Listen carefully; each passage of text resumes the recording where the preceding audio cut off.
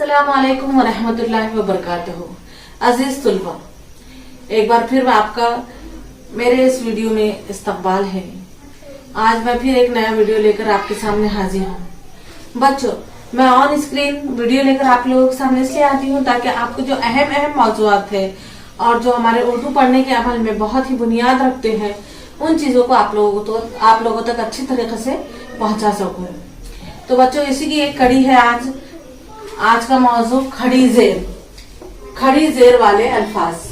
ये खड़ी जेर क्या होता है और इसकी आवाज कैसी होती है, अल्फाज की अदायगी कैसी की जाती है, और एक अहम कंफ्यूजन जो आप लोगों को होता है वो आज इंशाल्लाह इसमें दूर हो जाएगा। और ये तमाम चीजें हम इस वीडियो में आज देखेंगे।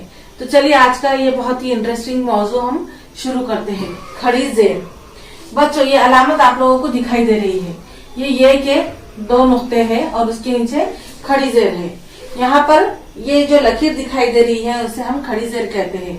अब ये जो दो नुक्ते हैं, ये किस ये के है? ये या तो छोटी ए के होंगे या फिर बड़ी ए के। तो प्यारे बच्चों, ये जो ये के दो नुक्ते हैं ये हमने अग़्ज़ किया है छोटी ए से। हम आपको लोगों को याद होगा, हमने पुराने वीडियो में हमने ये देखा है कि किस तरीके से हुरूफों की आधी शक्लें होती है। तो हमने ये देखा था कि ये जब ये छोटी ए के नीचे भी दो नुक्ते लगाए थे और बड़ी ए के भी नीचे दो नुक्ते लगाए थे, यानी जब इन हुरूफों को जो हम जोड़ते हैं, बीच में इस्तेमाल करते हैं, तो हम उसकी आधी शक्ल इस तरीके से लेते हैं। ये है ना। तो छोटी ए भी इस्तेमाल करेंगे हम तो ये का इस्तेमाल होगा, इस तरीके से इस्तेमाल होगा, और बड़ी ए के भी दो नुक्ते इस तरीके से लिखे जाते हैं। लेकिन जब यहाँ पर हम खड़ी जेर लगाते हैं तो यहाँ पर आवाज आती है ई की, यानी हमने छोटी ए से ये अग़्ज़ किया है। खड़ी जेर वाले जो हुरूफ है ये ई है, या खड़ी जेर ई, तो हमने इसे अग़्ज़ किया है छोटी ए से। ठीक है। और बड़ी ए का जब ये इस्तेमाल होता है तो उसमें आवाज आती है ए की। जब हम बड़ी ए वाले ए इस्तेमाल करते हैं तो उसमें आवाज ए की आती है। तो ये वाले ई की, छोटी ए की आवाज ई है और बड़ी ए के ये की आवाज ए है। ठीक है। अभी हम चलते हैं खड़ी जेर ई वाले हुरूफ पर। अब देखिए बच्चों, जब कभी भी ये खड़ी जेर या खड़ी जेर ई वाले हुरूफ किसी भी हुरूफ से मिलते हैं तो उसी की आवाज अख्तियार कर लेते हैं। जैसे कि जब जीम और या, यानी जीम ये जी, तो यहाँ पर जीम और या खड़ी जेर ई, जब ये मिलते हैं, ये ई जब जीम से मिला तो यहाँ पर इसकी आवाज आएंगी जी। उसी तरीके से ते से जब ई मिलता है तो उसकी आवाज आएंगी ती। काफ के साथ हम या खड़ी जेर ई मिलाएंगे तो ये हो जाएगा की। तो देखिए, जी ती की, यानी हम क्या कर रहे हैं, ई को ते में मिला रहे हैं, ई को जीम में मिला रहे हैं और ई को काफ में मिला रहे हैं। तो उसकी आवाज कैसी हो, उसी हुरूफ की जैसी आवाज हो जा रही है, जी ती की। चलिए मजीद मश्क करते हैं हम इसकी। देखिए, ये ई जो है तो मैंने अलग अलग हुरूफों से जोड़ा है। अब हम देखेंगे कि इनकी आवाजें कैसी होती है। यहाँ पर बे से जुड़ा है ई, तो इसकी आवाज होंगी बी। पे से जब ई को जोड़ेंगे हम तो इसकी आवाज क्या होंगी, पी ती। टे से जुड़ने पर आवाज आएंगी टी। देखिए, सब जगह पर हमने क्या करे हैं, या खड़ी जेर ई को हमने जोड़ा है, लेकिन जब अलग हुरूफ से मिल रहा है तो कैसी आवाज आ रही है, जी ची सी। शीन से मिलने पर शी। एन से या खड़ी जेर ई को जब हम मिला रहे हैं तो उसकी आवाज कैसी आ रही है, ई गी फी की। गाफ ये खड़ी जेर गी मी नी। तो देखिए, खड़ी जेर के जब हुरूफ आते हैं, अल्फाज आते हैं, हम जब पढ़ते हैं तो उसमें हमें खड़ी जेर को खींचना है, एक अलिफ तक ऐसे खींचते हैं। अब बच्चे, ये तो थे हुरूफ के साथ, हमने किसी हुरूफ के साथ हमने ई को जोड़ा था। अब हम उसी तरीके से आगे बढ़ते हैं, एक हम स्टेप आगे लेते हैं और देखते हैं कि अब लफ्ज कैसा तैयार होता है। ई वाले खड़ी जेर वाले अल्फाज कैसे होते हैं, उन्हें कैसा पढ़ते हैं। तो चलिए अब इसके आगे हम कुछ अल्फाज सीख लेंगे खड़ी जेर वाले। चलिए मैं लेती हूँ यहाँ पर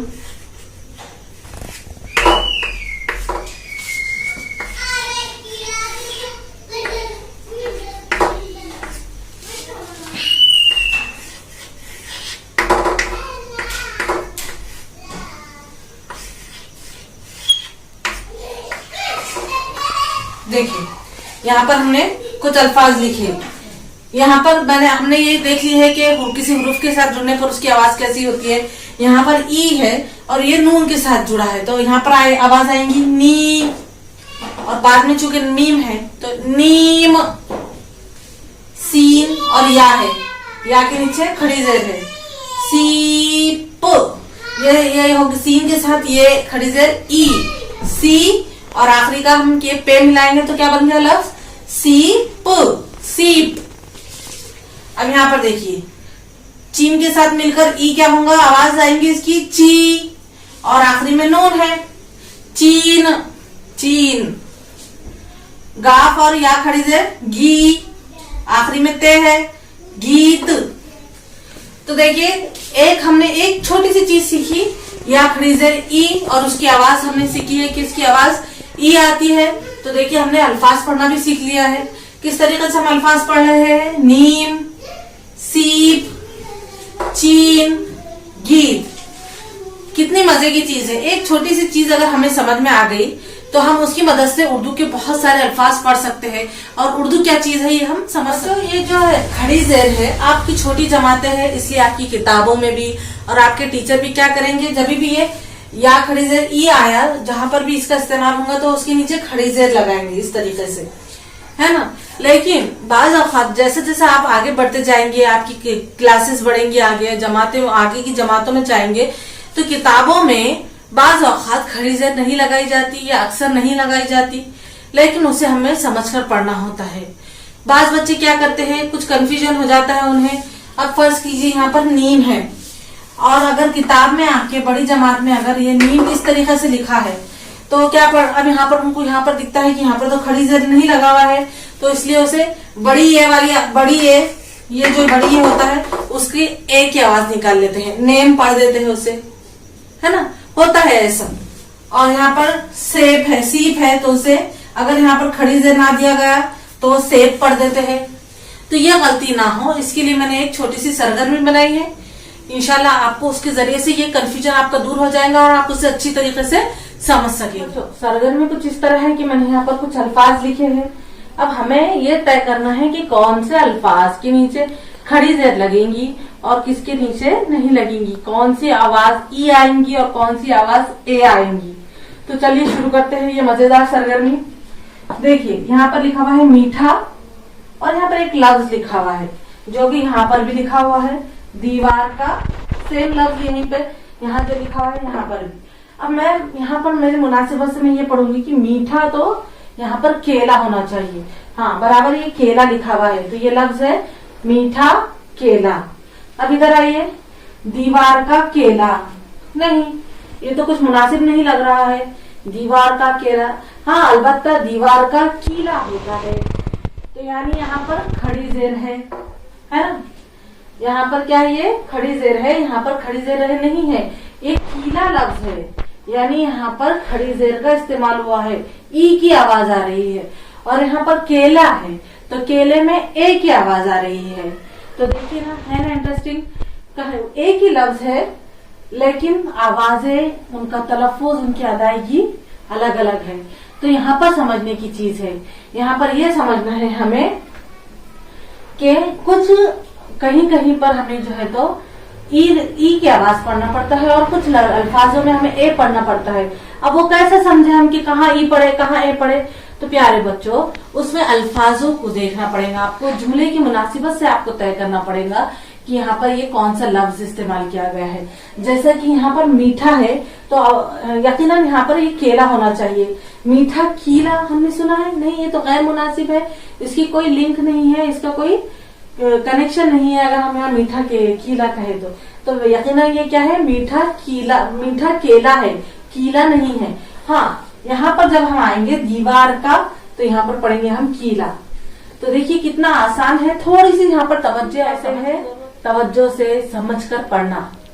जब आप इंशाल्लाह आपकी जब बहुत ज्यादा प्रैक्टिस हो जाएंगी इन चीजों की, तब आपको खुद ब खुद ये चीजें समझ में आ जाएंगी। इसके लिए मैं कहती हूँ हमेशा ये प्यारे बच्चों प्रैक्टिस करिए, बहुत सारी प्रैक्टिस करिए उर्दू पढ़ने की, अल्फाजों की, जखीरा करिए इन अल्फाजों का। अब आप लोगों को यही होमवर्क रहेगा आज कि आप लोगों को आपकी दरसी की उर्दू की दरसी किताबें निकाल कर पूरे खड़ी जेर वाले अल्फाज ढूंढ कर उसका जखीरा करना होगा। ठीक है, चलिए अब देखते हैं आगे। आम का क्या होता है? इस तरीके से यहाँ पर ये बीज है लिखा हुआ, आम का बीज, और यहाँ पर लिखा हुआ है आम को बीज। आम का बीज तो सही है, आम का बीज होता है, लेकिन आम को बीज नहीं। हाँ, अलबत्ता यहाँ पर आम को बेच हो सकता है। तो देखिए हमने ये कैसे तय करें? यहाँ पर भी वही लफ्ज लिखा हुआ है, यहाँ पर बीज है, यहाँ पर बीज है, यहाँ पर बीज है, लेकिन आम को बीज ये कोई लफ्ज नहीं है। मुनासिब लफ्जों की मुनासिबत से हम यहाँ पर तय करेंगे। यहाँ पर ये आम को बेच है और यहाँ पर आम का बीज है। देखिए सिर्फ एक खड़ी जेर लगने से कितना फर्क हो जाता है। यहाँ पर आम का बीज हो गया और यहाँ पर आम को बेच हो गया। आम को बेचते हैं तो उस तरीके से आम को बेचना हो गया ये। तो यहाँ पर ये लफ्ज है बेच और यहाँ पर ये बीज, ये बीज है, यहाँ पर खड़ी जेर का इस्तेमाल है, ये आम को बेच है। तो देखिए प्यारे बच्चों, ये एक खड़ी जेर का कमाल है कि उसकी एक खड़ी जेर लगाने से उसका जो है तो पूरा तलफ़ुज़, उसकी पूरी उसका मतलब सब बदल जाता है। तो देखिए ये बहुत अहम चीज है, इसे समझना जरूरी है। अब देखिए यहाँ पर लिखा है चैन की सांस। क्या लिखा है ये? चैन की सांस। हाँ, चैन की सांस होती है जब हमारा कोई काम अच्छे से हो जाता है तो हम क्या करते हैं? चैन की सांस लेते हैं। अब यहाँ पर क्या है? ये चैन का सफर। चैन का सफर भी होता है, लेकिन मशहूर क्या है? चीन का सफर। एक मुल्क का नाम है चीन। तो यहाँ पर ये खड़ी जेर इस्तेमाल करेंगे हम, यहाँ पर चीन का सफर, तो ये सही होगा। यहाँ पर हमने चैन पढ़े वही लफ्ज को, और जब उसके नीचे खड़ी जेर लगा दिए तो हमने उसको पढ़े चीन का सफर। अगर यहाँ पर खड़ी जेर ना भी लगाए तो आपको ये पढ़ना चाहिए उसे चीन का सफर। यहाँ पर अगर खड़ी जेर ना भी लगाए तो आपको आम का बीज पढ़ना चाहिए और उसे आम को बेच। यहाँ पर अगर खड़ी जेर नहीं भी लगता है तो मीठा आपको केला पढ़ना पड़ेगा, और यहाँ पर दीवार का कीला पढ़ना पड़ेगा। ये आपको समझकर अंडरस्टैंडिंग के साथ पढ़ना। तो देखिए यहाँ पर भी वही लफ्ज लिखा हुआ है जो यहाँ पर लिखा हुआ है। यहाँ पर तो मुझे पीर का दिन दिख रहा है, लिखा हुआ पीर लिखा हुआ दिख रहा है। यहाँ पर हम इसे पीर का दिन मुनासिब है इसलिए यहाँ पर हम खड़ी जेर दे देते हैं। ये हो गया पीर का दिन। अब यहाँ पर भी मैं उसे पीर पढ़ूंगी, पीर का दर्द नहीं, मुनासिब नहीं है। ये पैर होगा, अलबत्ता पैर का दर्द, पैर में दर्द होता है तो ये पैर का दर्द हो सकता है। तो देखिए ये जो अल्फाज आ रहे हैं, बाद वाले अल्फाज, लफ्जों के साथ जो अल्फाज आ रहे हैं, उनकी मदद से हम बहुत ही आसानी से तय कर सकते हैं कि ये खड़ी जेर वाले अल्फाज है या ए वाले अल्फाज है। और ये फौरन होना चाहिए, इसमें टाइम नहीं लगना चाहिए। और ये तभी होगा जब आप उसकी मशक करेंगे, आप बार बार ये अल्फाज पढ़ेंगे। अब यहाँ पर हम इसे पैर का दिन तो नहीं पढ़ सकते। अगर यहाँ पर खड़ी जेर ना भी दिया गया है, अगर स्पर्श करिए यहाँ पर खड़ी जेर नहीं लिखा हुआ है, तो हमें यहाँ पर हम पैर का दिन नहीं पढ़ेंगे, इसे क्या पढ़ेंगे? हम इसे पीर का दिन पढ़ेंगे। और यहाँ पर पैर है, पैर का दर्द है, तो इसे पीर का दर्द पढ़ेंगे क्या? नहीं, यहाँ पर पैर का दर्द पढ़ना होगा। तो प्यारे बच्चों, ये थी हमारी आज की सरगर्मी कि किस तरीके से खड़ी जेर का इस्तेमाल किया जाता है और कैसे हमें अल्फाज की अदायगी करना होती है। ई वाले अल्फाज, ए वाले अल्फाज, कब हमें ई पढ़ना है, कब हमें ए पढ़ना है। तो प्यारे बच्चों, आपको इसकी मशक करना होगी। और ये जो वीडियो है बहुत ही अच्छा, बहुत ही सिस्टमेटिक बना हुआ है, तो आप इसे बार बार पढ़ें। और इसके अलावा आपके दोस्तों को, सहेलियों को भी बताएं इस चीज के बारे में, ताकि उनका भी फायदा हो सके। क्योंकि प्यारे बच्चों, ये चीजें ज्यादा समझने की जरूरत होती है इन चीजों को। आप अगर चैन से बैठकर ही समझेंगे तो इंशाल्लाह आपकी जो मुश्किल है, जो कंफ्यूजन होता है बच्चों को, ये खत्म हो। आप लोगों से दरख्वास्त है कि आप चैनल को सब्सक्राइब करें, ताकि ये जो अच्छे अच्छे वीडियोस बन रहे हैं वो सभी तक पहुंच सके, दूसरे लोग भी इससे फायदा उठा सके और हमारे लोगों तक के अच्छा मयारी मवाद लोगों तक पहुंच सके, उर्दू के फलने और फूलने में इसकी मदद हो सके। इसलिए मैं आप लोगों से कह रही हूँ कि चैनल को सब्सक्राइब जरूर करें और वीडियोस को दूसरों तक पहुंचाए, उनको आप आगाह करें। इंशाल्लाह और मजीद नए नए अच्छे वीडियोस बनाने की मैं कोशिश करूंगी ताकि आप लोगों का फायदा हो सके। जज़ाकल्लाह खैर। अस्सलाम वालेकुम व रहमतुल्लाहि व बरकातुहू।